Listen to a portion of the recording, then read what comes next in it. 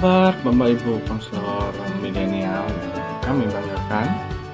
Hari ini kita akan belajar seperti apa sih bentuk program tahunan, terutama program tahunan pada jenjang SMK. Di dalam satu contoh program tahunan ini, SMK yang akan dijadikan contoh adalah SMK Negeri 3 Tarakan.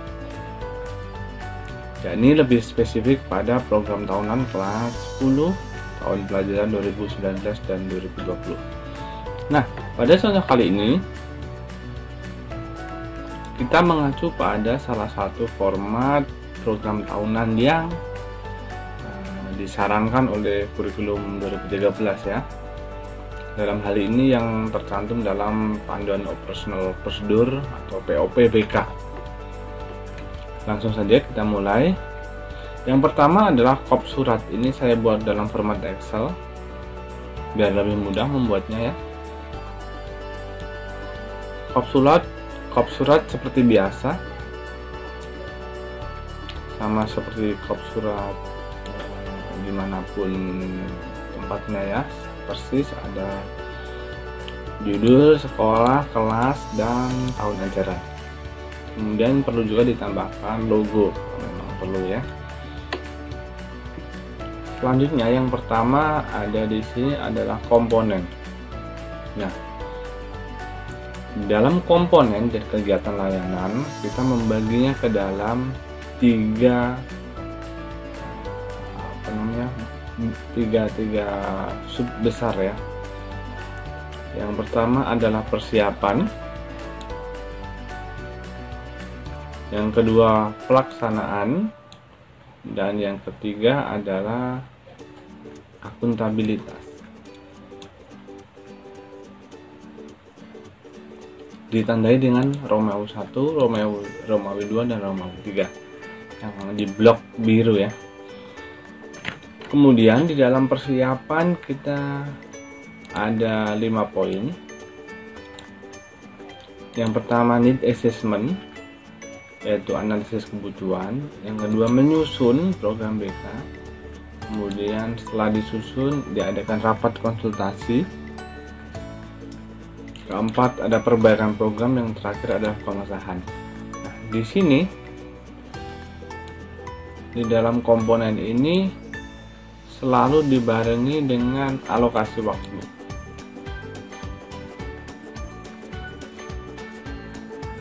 Apa fungsinya alokasi waktu? Alokasi waktu ini berfungsi sebagai kisaran waktu kira-kira kegiatan ini kapan dilakukan. Sebagai contoh, need assessment dilakukan pada bulan Juli, pekan pertama. Nah, cara membacanya adalah Juli, pekan pertama, pekan kedua, pekan ketiga, pekan keempat. Berarti selanjutnya adalah Agustus, pekan pertama, pekan kedua, pekan ketiga, pekan keempat. Selanjutnya ya sampai 1 tahun ajaran. Jadi kita membuat program selama 1 tahun penuh. Jadi setiap program ini harus ada estimasi dilakukan di bulan apa dan pekan berapa. Ya, sebagai contoh yang lain, misalkan ini penyusunan program BK dilakukan pada bulan Juli, pekan kedua. Nah, setelah ada need assessment, kemudian menyusun program BK. Secara umum seperti itu cara membaca alokasi waktu. Selain itu, ada juga kolom pelaksana. Jadi, selain kegiatannya apa dan dilakukan bulan apa, kira-kira nanti pelaksananya siapa. Rata-rata pelaksananya adalah konselor. Kalaupun akan ada pelaksana yang lain, nanti kita bisa tambahkan pada kolom keterangan di belakangnya. Nah, dalam menuliskan alokasi waktu ini perlu diperhatikan tentang libur ya. Contoh misalkan libur tengah semester, ada libur libur semester genap, ada libur semester ganjil. Di contoh di sini ada kolom berwarna biru muda dan di sini ada biru tua atau biru navy. Nah, di sini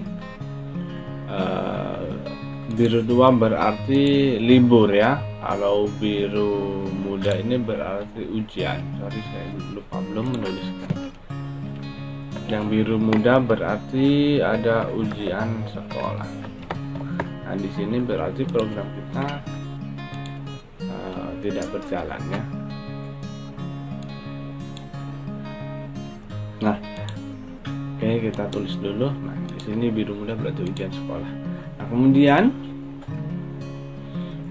jadi dalam membuat sebuah program tahunan yang paling penting adalah apa kegiatannya, alokasinya waktu kapan, dan kemudian siapa pelaksananya. Jadi dari kolom persiapan, dan selanjutnya kita menuju ke bab yang kedua, yaitu pelaksanaan. Nah, ini yang paling banyak dari komponen yang lain. Nah, di dalam pelaksanaan kita membaginya ke dalam 4 komponen layanan. Yang pertama layanan dasar, layanan peminatan dan perencanaan individual, yang ketiga responsif, dan yang keempat adalah dukungan sistem.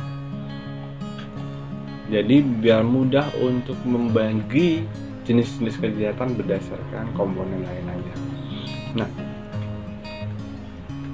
pada layanan dasar kita bisa menambahkan berbagai jenis bentuk layanannya. Seperti di sini saya memberikan contoh, pada layanan dasar diberikan layanan orientasi. Kenapa saya menuliskan layanan orientasi? Karena kita fokus pada kelas 10. Kalau misalkan ini kelas 11, barangkali tidak perlu ada layanan orientasi. Jadi menyesuaikan dengan layanan apa yang akan diberikan. Nah, selain layanan orientasi, kita bisa memberikan layanan informasi. Kenapa saya memberikan layanan informasi? Karena di dalam sekolah yang kami ampuh, kita menggunakan media sosial, kita punya papan bimbingan, kita punya banyak poster-poster yang kami tempelkan di dinding, sehingga kami menggunakan layanan informasi ini sebagai salah satu bentuk media informasi kepada siswa-siswa kami. Nah, selanjutnya kami juga merencanakan bimbingan klasikal, karena di sekolah kami BK mempunyai jadwal rutin setiap pekan 1 kali selama 45 menit. Oleh karena itu kami merencanakan atau mengalokasikan 1 kali pertemuan dalam 1 minggu. Jadi bisa dilihat di sini. Misalkan salah satu contohnya belajar dalam situasi baru, kita alokasikan pada bulan Agustus pekan ketiga. Nah, di sini yang kami tanda X. Kemudian pada bulan Agustus bulan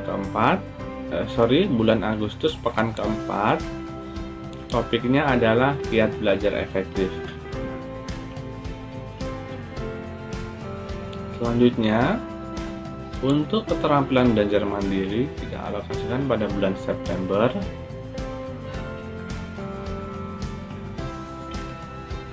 Pekan pertama. Nah, untuk bakat minat saya alokasikan pada bulan September pekan kedua. Semoga kelihatan ya, saya besarkan dulu. Nah, ini untuk bulan September saya mengalokasikan mencari bakat minat. dan seterusnya sampai dengan 1 tahun ajaran. Nah, kira-kira seperti itu ya, gampang sekali. Terkait dengan apa saja topik yang akan kita masukkan dalam program tahunan sesuai dengan keunikan dari sekolah Bapak Ibu semuanya. Karena ini SMK dan letaknya agak pinggiran, maka hasilnya seperti ini. Cara untuk mendapatkannya ya melalui tahap ini tadi, tahap persiapan pada kolom need assessment. Jadi kita membuat asesmen kebutuhan terlebih dahulu. Secara sederhana seperti itu. Kemudian yang perlu diketahui adalah tentang bidang. Nah, ini tadi yang lupa belum dijelaskan.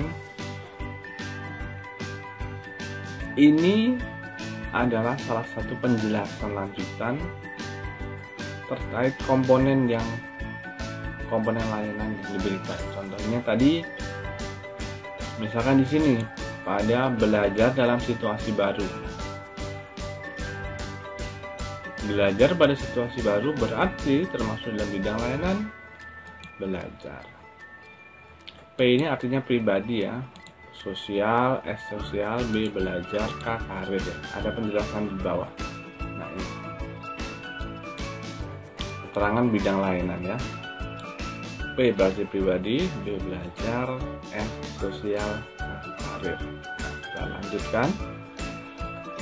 Misalkan di sini kiat belajar efektif termasuk dalam bidang belajar, masih belajar.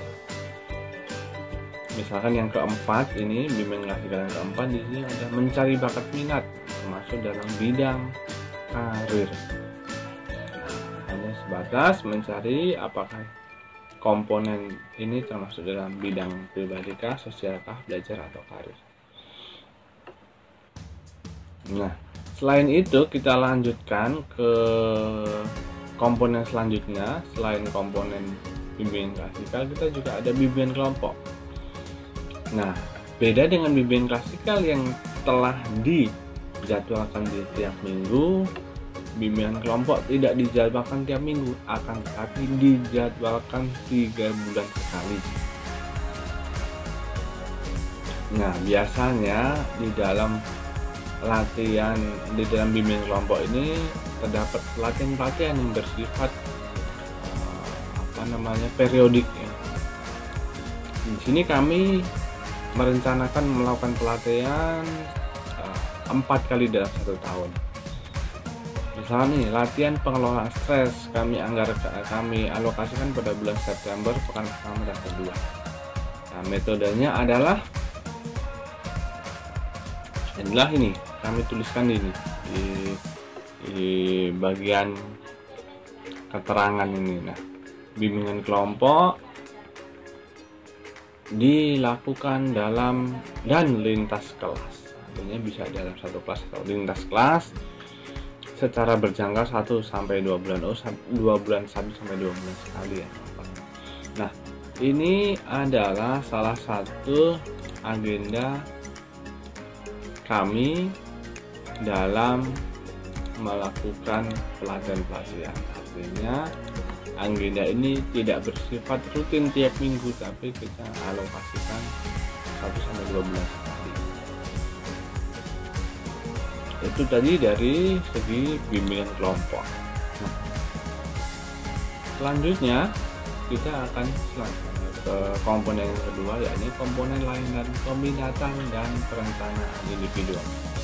Nah, di dalam layanan peminatan dan perencanaan individual ini kami merencanakan ada 2 kegiatan. Yang pertama penempatan penyaluran, yang kedua adalah penempatan kegiatan ekstrakurikuler.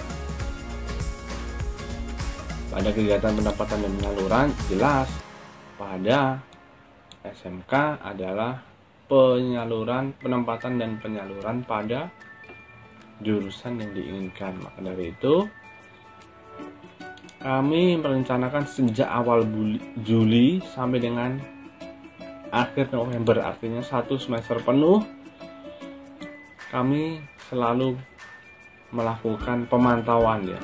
Di awal Juli rencananya secara